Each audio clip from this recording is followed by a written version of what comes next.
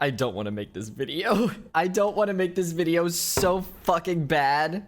But here's the thing. I have wanted to not make this video for years, and shit doesn't change. So I guess I have to. I can't just sit here and complain that things aren't changing if I'm not actively doing anything to... I have no reason to complain. This sucks.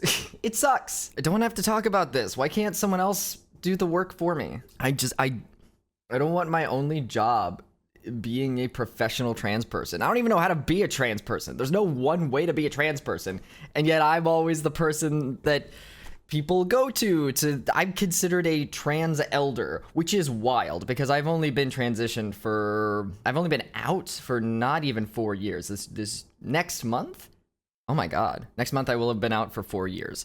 And unfortunately, due to what transness is, that makes me an elder because most of us don't survive this long. And that's a bad dark thought, but there are people older than me that consider me a trans elder just because I have been in this situation, aware of it at least, longer than they have. Is my other monitor in the shot? I forget.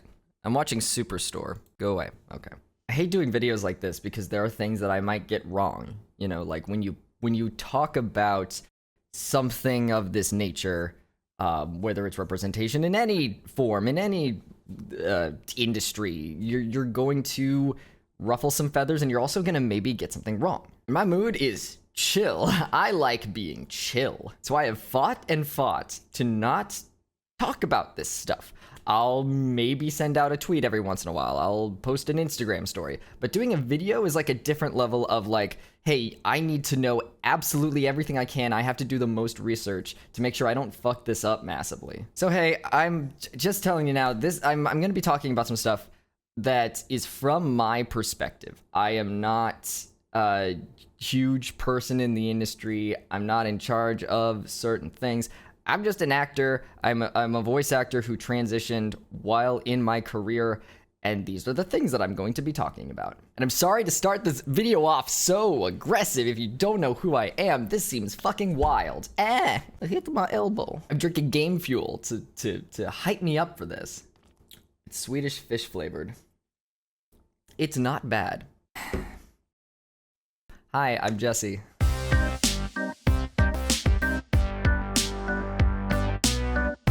Before we roll right into this is an episode of PinkBlue, so I would like to give you a little update on my life. Funny enough, today is 6 months post-op. I got stage 1 phalloplasty 6 months ago, exactly today. Yay! Everything fucking rules. Everything went extremely well, no complications. My next surgery is in August, and that'll be stage 2. And knocking on wood, if everything goes perfectly well with that, that will be my last transition surgery for the foreseeable future. I think the next one would be 20 years from now when I get the rod replaced. Yeah, I'm doing really well, really happy, really everything's going so well. I feel like you know all of this because I've just been talking and talking and talking at my camera and recording the logs, the diary entries basically that I was taking during recovery, but you haven't seen that because I haven't put the videos out yet. Because, oh boy, it's a lot. I'm having to, even if I do 5 of them every day, my voice is shot by the end of it. So I apologize for that. Haven't put out a video in a bit, but I am constantly working, let me tell you. So, okay. This is a video that I might not put out, in all honesty. Because, like I was talking about before the intro, this is something that I constantly think about. But and sometimes I write out tweets and stuff, because the voiceover industry is extremely frustrating for a lot of people, but trans people in particular. And I know me even talking about this subject is going to come off as aggressive just because it's a trans person speaking up for... Did a fly just land on my face? I did not like that. Didn't care for it. Everyone's trying to stop me from speaking. Let trans people speak. I spilled game fuel on my underwear. This is the post-pandemic. We know we were doing Zoom calls and recording voiceover work in our underwear. Now I can't stop. There's too much freedom. I live by myself and wearing pants just seems unnecessary. I am free. I am free. Anyway, no matter what I do, I think this is gonna come off as aggressive, even if I'm speaking in a calm, concise tone and explaining things in a nice way. Everything we do is political. I had to spend like 20 minutes trying to figure out what outfit I should wear for this. Sans pants. I have some trans pride shirts. Should I wear one of those? No, that might come off as aggressive. What if I just wear a regular shirt? Well, regular, what does that mean? Are you just trying to pass? You're not trying to be cis? What does that mean? What does everything I say and do mean? So I picked a blue shirt with a skeleton doing a skateboard trick on it, cause I don't know what I should wear for this. I'm trying my best at all times. So yeah, I don't wanna make this video, but I should. Whenever I write out a tweet or I put out an Instagram post, before I click send, I think about it, and I think about its effect on other people. And I think, okay, what is the point of this? Is there a purpose to why I'm doing this? Is this to make me feel a certain way? Is this to make someone else feel a certain way? What are the larger effects that this is going to cause? And every time that I thought about making this video, I thought, well, you know, it's just one issue, it's just one specific instance. I would be responding to something, it would be a reaction to something. So I don't think that adds value to the conversation. Unless I can say or do something that is different from what someone else has said, I shouldn't bother talking. But what finally got me to talk now is that I realized that I'm just not saying anything and nothing's getting done. And plus, I think I can make this video not just about a specific instance, but about the larger problem in general. And then maybe people will be able to understand and things will get fixed. Maybe, I don't know. In worst case, I can just say that I tried. That's all you can do sometimes. Because there's a lot of you who interact with me on social media. There's a lot of you who are subscribed to my channel and stuff. And I do see that there are good people out there who just want information. There's a lot of information about trans people, specifically about trans men, that is just not available on the internet, which is the purpose of PinkBlue. I'm trying to give you information so that you don't have to be weird asking a trans person an invasive question. I talk so much about my penis. I talk so much about it. And it's fine, I want to. It's just, you know, that's my job is to be an educator, not in the traditional sense of here's the textbook, like this is how T-dicks work and this is how testosterone affects the body and blah, blah, blah. Because I don't really know any of that shit. My job as an educator is to just take my experiences and put them out for you so you can see them and learn from them, maybe. Because I didn't know any of this shit when I started, you know? Years ago, I didn't think I could be trans. I didn't think I could have a happy life. I was only surrounded by bad people who were telling me bad things, and so I was going to be sad. I think I'm gonna start this with a story. Yesterday, I had a really bad day, just a very trans-heavy day. I started the morning by waking up and getting triggered by something on Twitter. Like, I don't get triggered by body stuff or by transition stuff, if that makes sense. Like, my body is fully mine now. I'm perfectly secure and comfortable in my body. My body and my mind have made the nice drift compatibility test dance. They're good. Perfectly fine, perfectly stable. The only thing that triggers panic and that feeling in me is if I am exposed to someone who wants to kill me or threaten to kill me or any of those kind of categories. Or someone that I just know doesn't like me because I'm trans. And that was the case yesterday, is like, because I don't talk about who wants me dead or who has threatened me or who doesn't like me because I'm trans. In the past, I have told people about, individuals who wish to do me harm, and nothing was done about it. So I kind of have this thing where I'm like, I don't trust you. I don't trust anyone. But that's a whole other can of worms. We're just gonna package that up. We're gonna dissect that later. Now's not the time to unpack that. One of my friends who does not know that this individual wishes me harm, or has harmed me in the past, he talked about them in a tweet, and it, triggered something within me, and I couldn't get over it. It was like I just spent the morning in bed just being like, ah. And it sucks because I have a very blessed and very good life. I am extremely lucky, and I don't take any of the wonderful opportunities for life and my career and all that stuff. I never take it for granted, even for 1 second. Because years ago, when I was, transitioning or thinking of transitioning, I was willing to give up my career to transition. It was much more important that my mental health was good than for me to have a career. I and I basically traded that, and it's good that people wanted to work with me afterwards. So I'm very grateful. So most of my days are really good. I'm getting great opportunities. I have really good friends. I have a good living situation now. You know, I've escaped the abusive situations.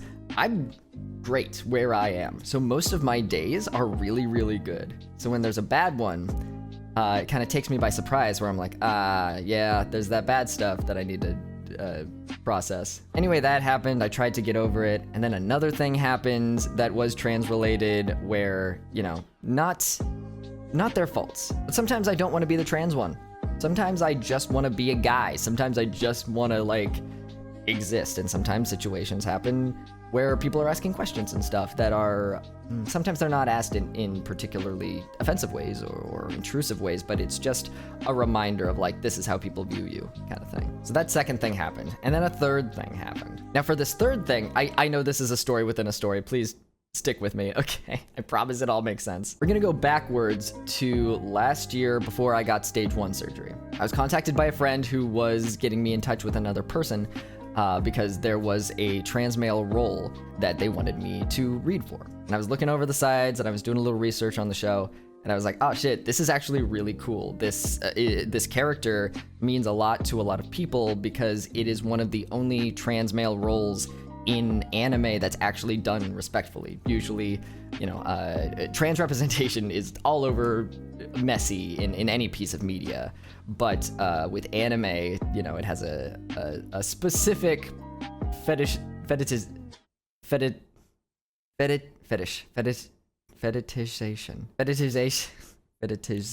The representation is usually a trans woman, and then there's a tiny sector of trans male representation. And then a lot of that is in porn, so then when you take that outside of the context of porn, and we're treated like actual people, it's not that, we don't get a lot. So to see that this show exists and has, like, a respectful portrayal of a trans man, I was like, oh, this fucking rules. Yes, I would love to audition for this. But my surgery was around the corner, so I contacted them and was like, hey, quick question, when is this gonna be recording for? Because I have a surgery that's coming up and I don't wanna audition if I'm not gonna be able to, like, play the part. And unfortunately, it was in a kind of sticky situation where I wouldn't have felt comfortable auditioning for it, just because you know, if I audition for a thing, I'm doing it, you know? And I didn't know what kind of state I was going to be in after surgery, and it was the good call. It was the right call, because I was on codeine, and oh boy, I would not have wanted to record for an anime while that high, and with an accent. I would have had to do an accent. And I'll be honest for a second, sometimes I get jealous. Sometimes I get jealous of trans male actors because we can't help but, you know, feel a little jealous if someone gets something that we don't, that we would like. And I don't get jealous often, but with trans males, I think, I don't know, other trans males, do you get that, where there's this like competitiveness inside your body, where it's just like caveman brain, wolf instincts come in, where you're like, I'm the trans dude, so like I gotta die, this is my thing. And I felt that for a little bit, but after thinking and mulling it over for a bit, I was like, you know what? I'm happy for them. You know, this is a really unique role, and it's a great opportunity for a new trans male actor, or maybe a trans male actor who has been in the industry for a bit, to like really flex their fucking wings. And whoever gets the role, it's a really great opportunity, and I'm really happy for them. You know, whoever it is, they're gonna kill it. And then we have to flash back to yesterday, my very bad day. All this shitty trans-related stuff is happening to me, and in the news right now, we're in there because people are just blaming trans people for random crimes. Like, there was a school shooting, and people were like, it was a trans woman. Just made it up, just full on just lied. A lot of bad stuff, a lot of bad bills passing, blah, blah, blah. And then the news, it comes up on my Twitter feed because someone had retweeted that someone was excited about the news that they got to play a character, and I recognize it because it is the trans male character, but it is a cis woman voice actress who has tweeted this. And in my head immediately, I'm like, that can't be right. That can't be the character. So I did research on it, went backwards in the sides, and it is the character. And no one has said anything yet. It's like the quiet before the storm. There's no reply tweets to it yet that are pointing out anything about this, and I'm like, oh no. A couple hours from now, this is gonna be a shit show. And sure enough, it was. Now, this is where it gets complicated because the whole thing is complicated. I'm a voice actor. I'm friends with people. Personally, I have met this voice actress and she was lovely. But I can't hold a bias just because of that. Especially because the last 3-4 years of my life have been people that I was friends with turning out to be huge pieces of shit and being very mean to me. And I can't trust anyone or anything anymore. And thinking about this and how complicated the situation is and how badly I don't want to upset people, but how I do need to talk about things, I get very, very sick. I get very sick that day. After the news, I just start dissociating because there is a deep history of cis women playing trans male characters that gets us in a lot of trouble. It's there's so much, so I'm gonna get into it later, but right now we should stay in the story. I feel so sick thinking about what this is going to do to kids and what this is going to do to adults, trans people, and there's so much so that it just clenches up everything inside of my body and I get really ill for the rest of the night and I can't stop it. And I think if it was just this, this one instance, it wouldn't have had such an effect on me, but it was that and thinking about how disrespected we are in general, especially in the industry, that combined with the other transphobic stuff that was happening that day specifically to me, it was a lot. It was a lot, and it was too much for my body and my mind to handle at that time. And I hadn't told anyone all day that I was sick, but like by the end of it, I was like, man, this sucks. I need something to like keep my mind off of it. So a couple of friends and I, played Halo for a bit, and that was fun. It got my brain off of that subject and that train for a bit. But then by the end of the games, I was still feeling so sick, and I just started dissociating while playing Halo, which let me tell you, that's not a great time. It's kind of stressful because you're transported into the middle of warfare and your brain's on autopilot and you're like, I think I should be doing something.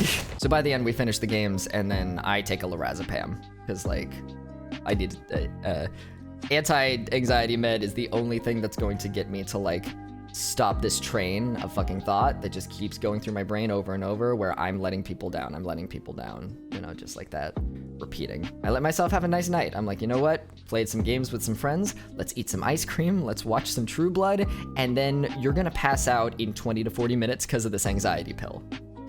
And then off to dreamland. And I woke up this morning feeling a lot better. A lot more concentrated, a lot more, how can I turn this energy into something productive? And that's what this is. We should talk about this. Let's talk. Now, this is a multi-layered issue, and there's lots of different kinds of people who want to contribute to it. So the first part, right out the gate, I feel like I should just talk about bigots who are just going to come to the table who are anime fans, who didn't learn how to talk to people, who don't have any queer friends, who don't know what they're talking about, and are just kind of presenting arguments. Because honestly, I was one of those people for a while. Before I knew I was queer, I would say the dumbest fucking shit, and I had no idea because I didn't have anyone to tell me, hey, that's not a good thing you're saying. So the main one I hear a lot is like, acting is pretending, like anyone should be able to play anything.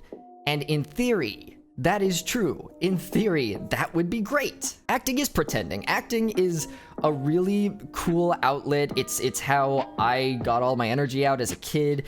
It really helped me stretch my creative wings, and I got good at improv because of it, and I met a lot of really good people because of acting. Acting is great. But when you have roles that are meant for a large variety of people and only the same people are being cast in those roles, there's a problem with that. There's been a whole movement in the past couple of years where, black people and people of color should be cast in those roles in anime and cartoons and live action stuff and everything. And it's not that we should pigeonhole them and make them only play those characters. They should be able to play white characters as well. And that's a whole other issue that I am not educated enough to speak on in depth. So smarter people than me have covered that subject. You should go listen to them talk about that shit. I'm Hispanic, but I am very white passing. I've lived my whole life with so much privilege. I don't feel comfortable talking about this subject from any place of authority because I should not be. But a very Jesse translated, trying his best way of making a point would be when you have black characters in your animated show and they're only voiced by white people, it's just clout. You're just trying to be like, see, we're progressive, we have black characters in our show, and meanwhile, the cast all looks the same. And it's the same thing if you make gay characters where only straight people are playing the gay characters. And then the same thing happens with bi characters, and so on and so forth. The dominoes knock over until you get to trans people. Now, trans people, specifically, I have a theory. There's a lot of fear that comes with trans people, and I think a lot of it is rooted in this fear that trans people are going to take all of the work and all of the jobs. Because, well, if trans people can voice cis characters and trans characters, but cis people can only voice cis characters, then they're just taking there's no roles for me. And in theory, you might be right, but we're not at that point yet. Things are still so bad, we can't even talk about that for a long while. We're trying so hard to scrape by and just get cast at all in things. Back a couple years ago, I didn't know if I would have a career, and we're still here, we're still fighting for things. I have to make this video because things haven't gotten better. I've kept my mouth shut and things didn't get better, so we need to have a conversation and talk about things. I would love to be taking all the roles, but I would love to be taking all the roles. Even me talking about this right now, people might hate me. People might not cast me in things anymore because I dared to talk about trans rights. It's constantly happening. It's happening right now. There are so many people in the industry that will not work with me because I transitioned. There are actors, there are directors. I've left projects because there were transphobes in the cast. And I told people about it. And you know what they said? Ah, that sucks. You feel free to leave the project if you would like to. I understand if you can't work with this person because they want you to die. But we've actually already paid them for their role and they've already recorded, so we're gonna keep them.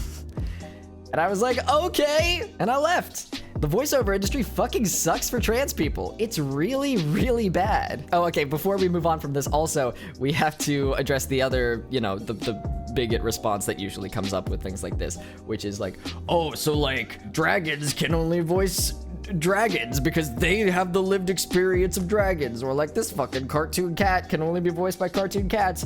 Batman should only be voiced by super billionaire Playboy.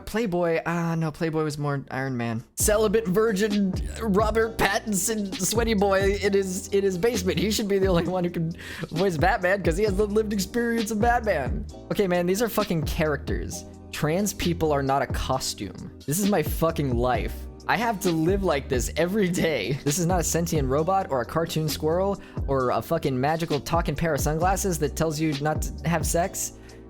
Is that like what have I created? Like a VeggieTales, but with like accessories? Do the accessories have a soul? Do they go to heaven? I know they made a point of saying the VeggieTales do not go to heaven. They don't have souls.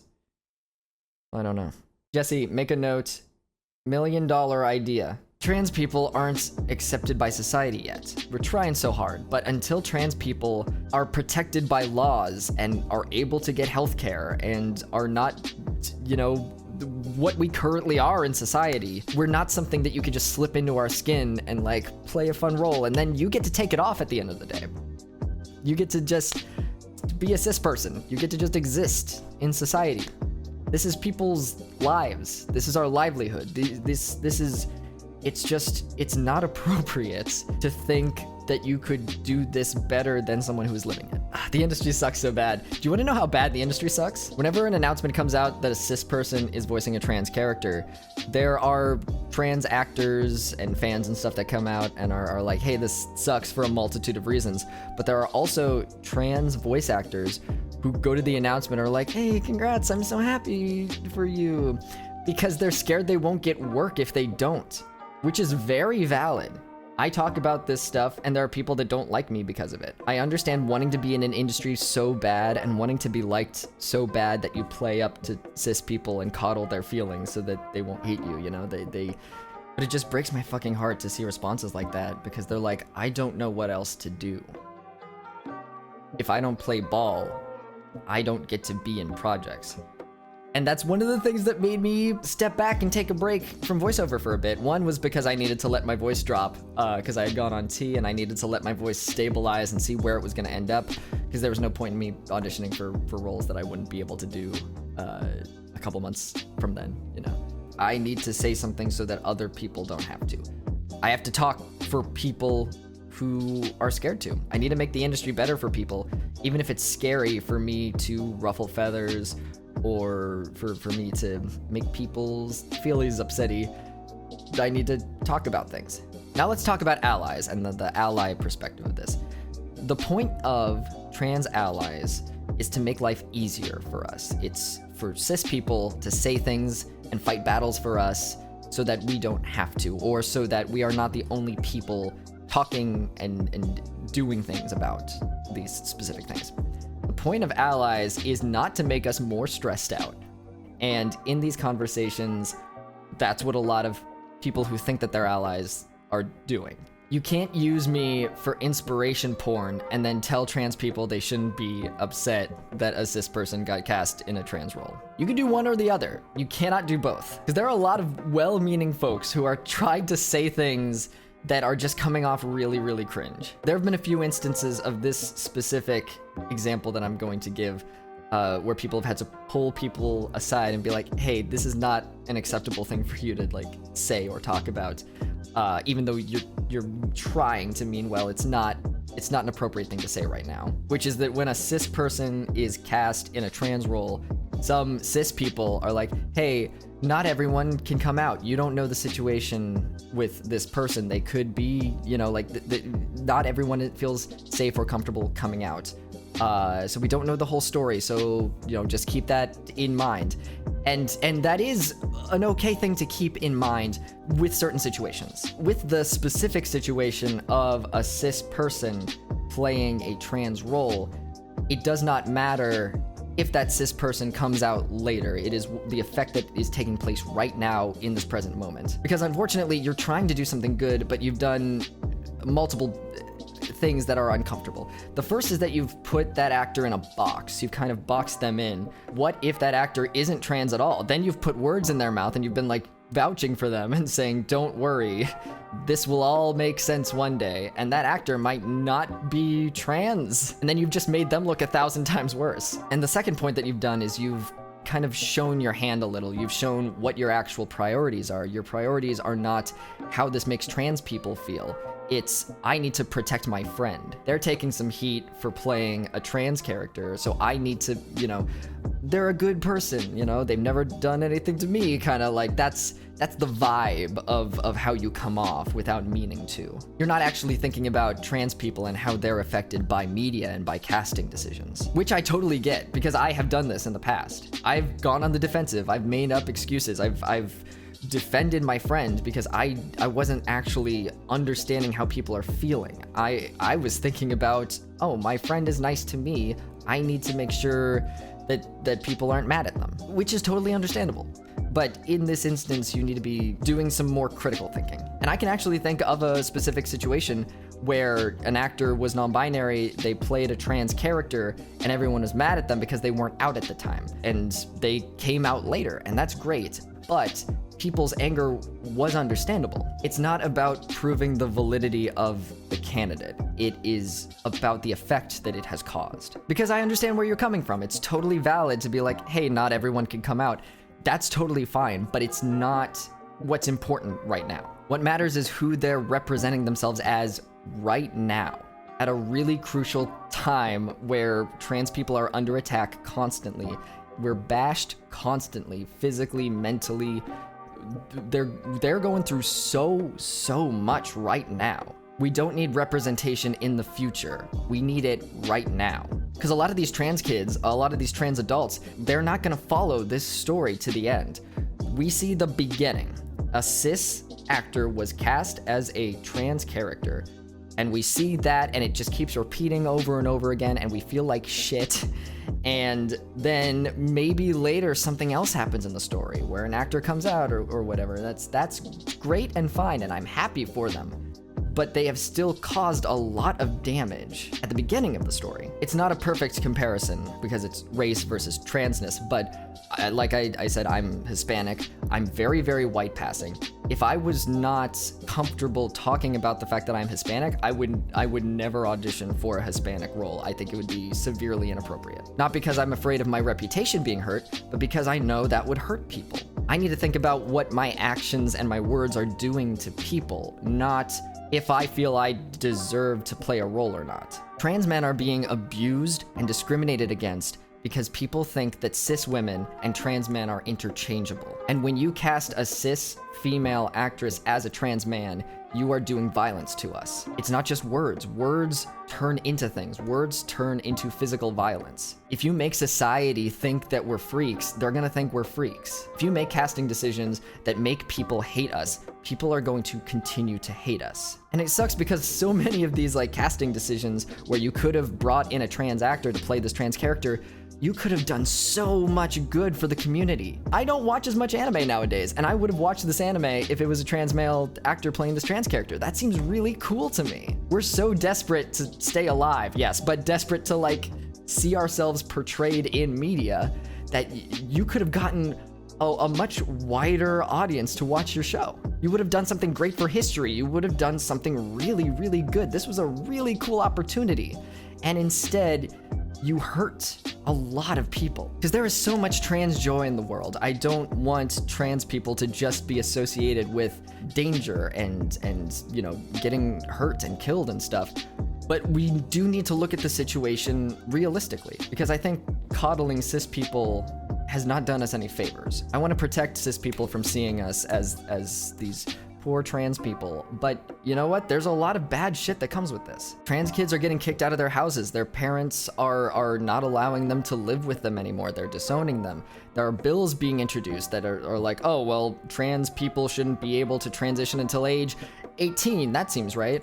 Maybe 25? What about 50? Huh? Like when does it stop? When does the age stop? They want us to die. They want us to go away. The rate at which black and trans women of color are being murdered every year, just killed, we can't keep up with it. The number's never accurate because it keeps going up. And like, you know, I tried looking up the numbers. I can't find an accurate one that is current. Like March is the most, and that's a couple months ago, that I could find a number. The gay panic defense is still legal in 33 to 39 states. I was getting different information, but the whatever number I got was really, really bad. I almost got hate crimed on a Tinder date, and it fucking sucked, and it affects how I go on every date for the rest of my life. To know that people could just murder me. They just can. If I go on a date with someone and we have sex and then he decides to murder me, he just can. I keep a list. There are 5 on the list right now where if I go missing under mysterious circumstances, I have to have a list to be like, hey, it was probably one of these guys. I have proof and I've had to keep track of things. I have the main list, which is the danger list, and then I have a minor list where it's like, well, they have not threatened my life, but they do hate me because I'm trans. So it's fucked. No person should have to keep track of who wants them dead. Trans people shouldn't be able to play sports. Oh, I'm a comedian and I told shitty jokes about trans people and then I got attacked on stage. It must have been a trans person. Oh, there's a school shooting. Maybe the shooter was trans. Let's make a thing about that. And they made it up. They made up that the school shooter was trans, and then a trans girl got attacked in Texas where the fucking shooting took place. I live in Texas now. I don't know, man. All this just fucking sucks. And the industry should be trying to help us. You don't have to be an ally. You don't have to believe any of this stuff. But don't call yourself an ally. Ally is not a label. It's not like a cute thing to just like put in your Twitter banner because you have a friend that's gay or a friend that's bi or a friend that is trans, and you support them until they speak up about something, and then you're like, oh, well, let's not rock the boat, let's not, you know. You can believe whatever you want. It's a free country. But you can't be an ally if you have certain beliefs. That's the whole point. I don't like talking about this stuff. I don't like seeming angry. I don't want to be the angry trans person. But enough is enough, man. This sucks. Trans people constantly have to defend our own because no one cares. No one cares enough about us. No one believes us enough. And you're not proving that wrong from the reactions that you're giving.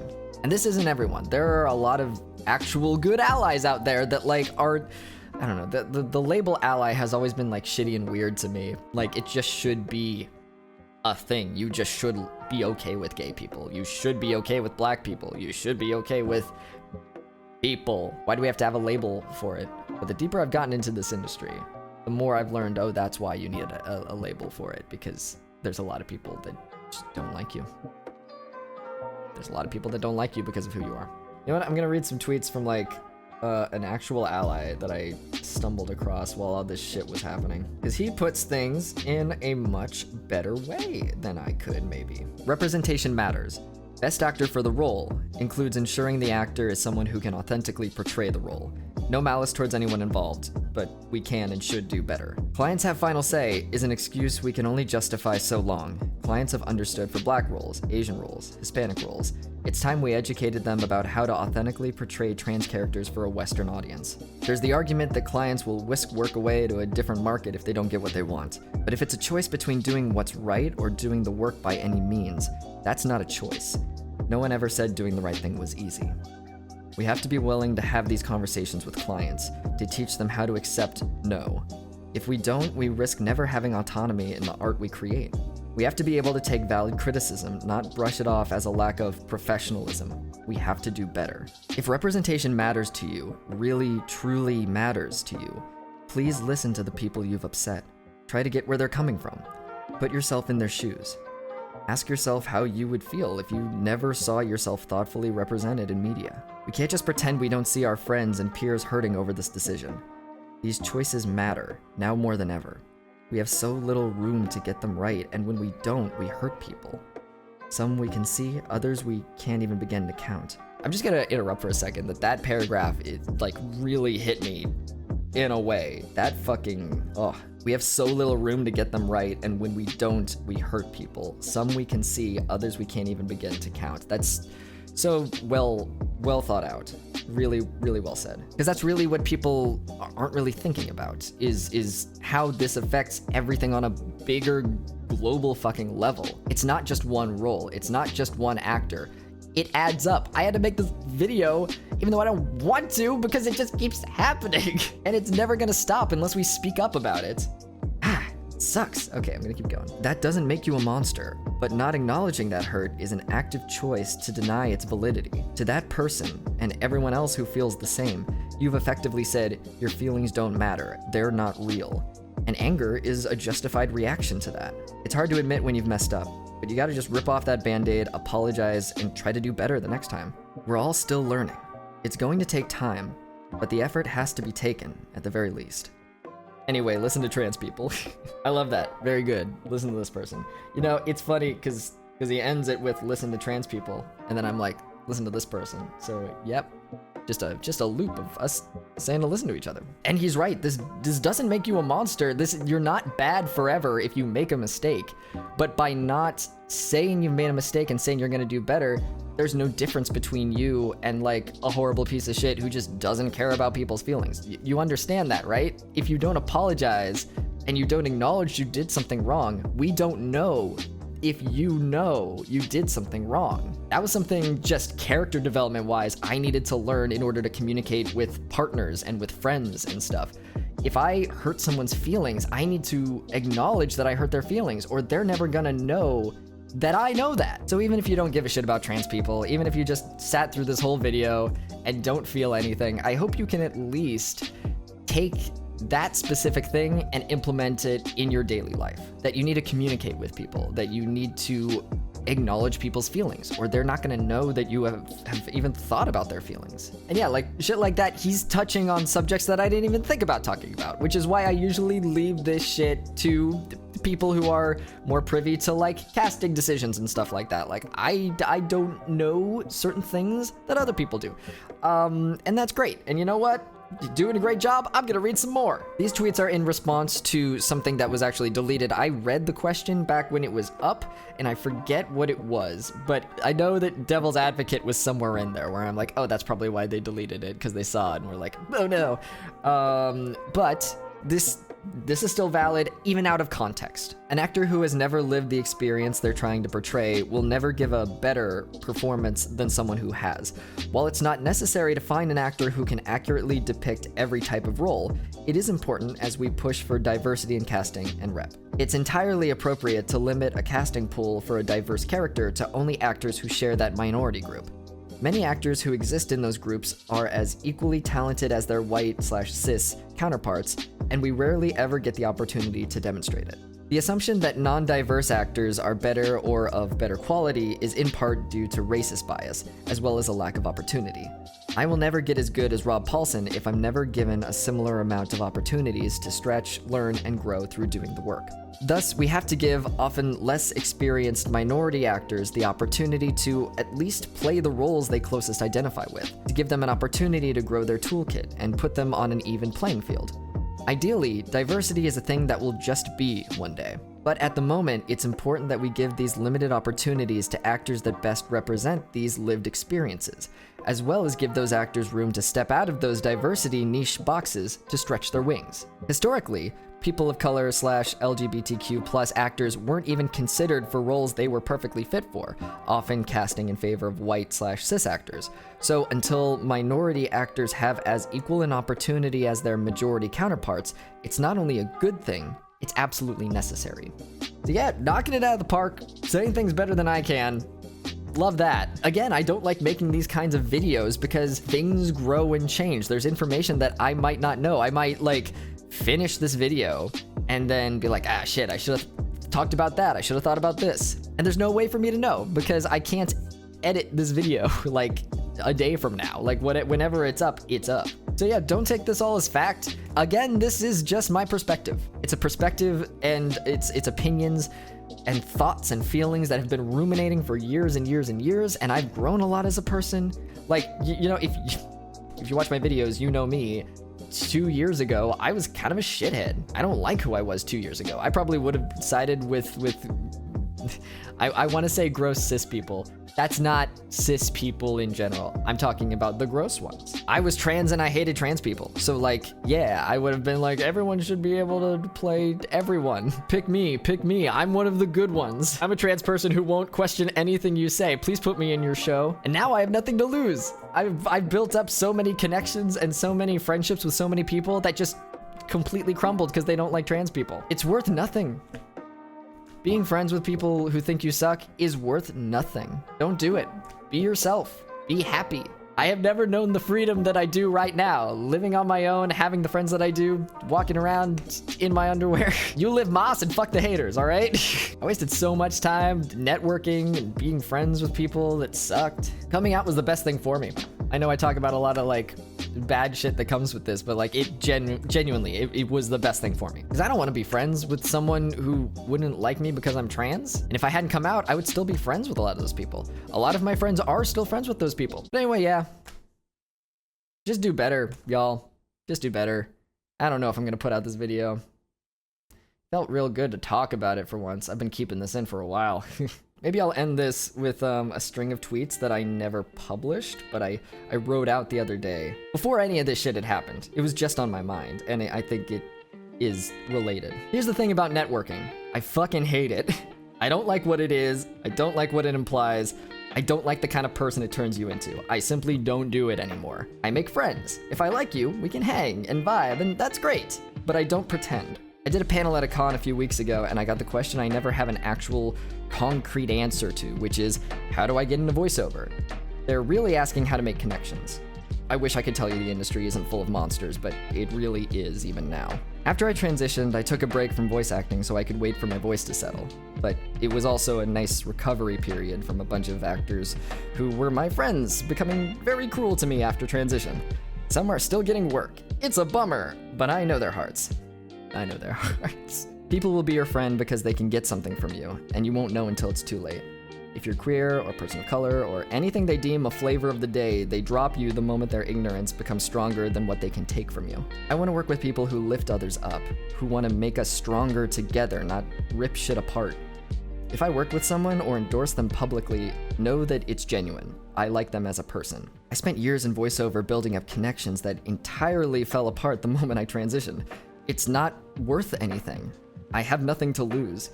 I don't care what you can give me. What does your soul look like? What do you stand for? A career is not worth losing myself. I'm extremely privileged to be able to talk all this shit. I already have over a decade of industry experience and people who care about me and want to work with me. I'm scared for newer folks and don't want to turn them off, but they should also know what they're getting into. Anyway, all this to say, I'm an old man yelling at clouds. Make a demo. Yeah. This shit sucks. Maybe in the future it'll suck less. Ugh, game fuel. Urgh. Well, that was a good use of an hour. Whatever you're doing today, I hope you have a good day. Do some stretching, drink some water, look yourself in the mirror, and tell yourself one good thing you love about yourself. I'll see you next time. Once again, these videos would not be possible without my amazing patrons. Thank you so much for supporting my videos and my dumb bullshit. I'd like to give a special shout out to my silver sponsors, Alex Buhner, CyberLink420, Dan Millington, Dave McRae, Gadarine, Giselle Nara, Marie Byrne, Mike Fireburn, Neem Kibor, Official PSI, Pocket Jawa, and that is the whole list. Hey, guess what? There's gold sponsors too. Alex Shep, Doran McEwen, Sam Bartram, and Arachniabot. And last but certainly not least, my diamond sponsors, EPAM, Getty Skog, and Tsukuyomi. Thank y'all so much for being here. You know, the world is hard, so I'm glad that you're here.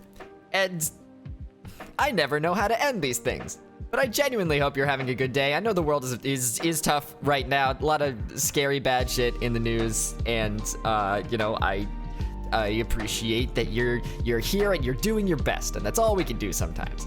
I love you. No, that's a weird level. I care so much. Well, that I don't know if that's weird either. Yet I care the appropriate amount for you in this parasocial relationship, in this weird tango that we call life. I'm gonna go work out. Have a good day, Nate.